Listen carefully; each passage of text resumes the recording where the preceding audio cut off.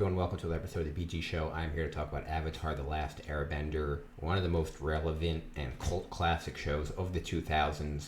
Now has a live action show on Netflix, so let me get into it. This is my plan to kind of cover the show. This is my first time watching the show, both live action and animated. I'm almost done with season one of the animated show, and this is obviously my first time watching the live action show. It just came out. So I'm going to do a little bit of a review of episode one, and then I'm going to crank through both seasons, and then I'm going to have my friend Manny on, who's a big fan of the show, and we're going to do like a full deep dive of both seasons, kind of compare them, do all that. But let me get first into my episode one review and what I think of just the show, the adaptation, and things like that. I thought episode one was pretty solid. It wasn't perfect, but it definitely wasn't bad. I'm seeing a lot of people rip on the show. It's definitely watchable. I definitely would check it out if you're a fan of the show. You probably have already. But I definitely have some nitpicks. I guess I'll start with the positive first. Overall, I thought the portrayal of the main characters was pretty good. I thought Aang was good. I thought Katara was good. I even thought Appa, the Sky Bison, was good. So the show definitely looks good. It seems like they're staying... I mean, the pacing is going to be different. There's less episodes. It's live action. So it seems like the show is... I mean, it's not accurate so much in the story, but it does seem accurate, at least in episode one. I guess I'll get into my problems now. My problems with the show, and this isn't just this show, it's any anime live action, is that anime is good because it's anime. You're able to do things, zany things, comedy things, action things in anime because it's animated, and not just animated, it's that anime style.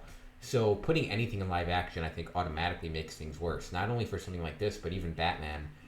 So many times I prefer the the animated Justice League movies or the Justice League shows or the Batman animated, Superman animated, or even for Marvel, Earth's Mightiest Heroes, Avengers. I like that better. When you put something into live action, it just totally changes it. So there are going to be people who don't like just for that factor. It just has a totally different vibe. And then you wonder, what would this show be like if the animated show didn't exist? If I just watched the show, would I care about it? Would I get invested in it? Would I care about the story? Or am I only watching this because it's an adaptation?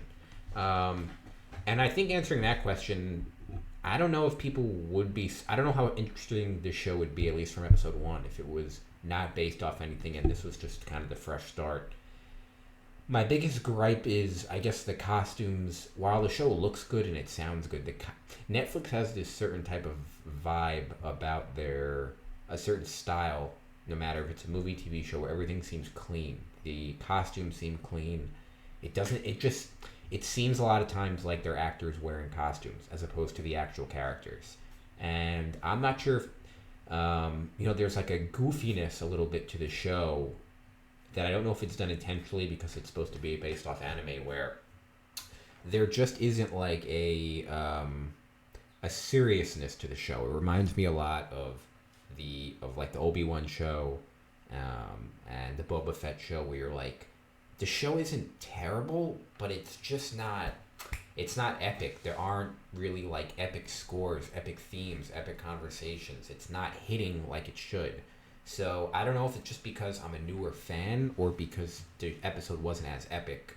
But so much of the show is just trying to recreate things that happened in the animated show.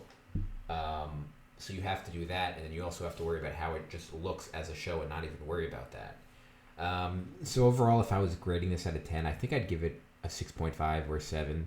I can understand definitely lowering this, giving it a much lower grade if you're a huge fan and you want to nitpick certain things that aren't, but I'm not. But I guess my excitement level going forward is still much higher for the animated show than it is for the live action show. So watching both side by side, the anime is just always going to be better. It's not... there is a way of doing the show, but I think you have to sacrifice elements. You can't just do it shot for shot because you're never going to be able to do live action in anime. So this is kind of my review for episode one. I think it's definitely a good show. I would check it out. But like I said, depending on how into the show you are, your opinion's going to vary. And the show can go in a million different directions going forward. It can get worse. It can get a lot better. In terms of like the fighting, the airbending, and the firebending and all that, I think it looks good. I mean, Aang was flying without a stick, which I know a lot of people were complaining about. Some of the fighting scenes are a little bit wonky. Some of them, this is just Netflix. They don't they don't look as crisp. That's the word, the crisp. The show isn't as crisp as it should be. The scenes aren't landing. You see a scene, you're like, okay, that's okay, but it's not landing as much as it should be. So that's my review of episode 1. Stay tuned. Please subscribe if this is your first time watching. I'm going to have a lot more coverage of the show as I watch more, both animated and live action. I'm going to do a deep dive, like I said, with my friend on both. So we're going to hopefully do an hour. But this was my review of episode 1. Check the show out. It's on Netflix. Thanks for watching, guys, and I'll see you in the next one.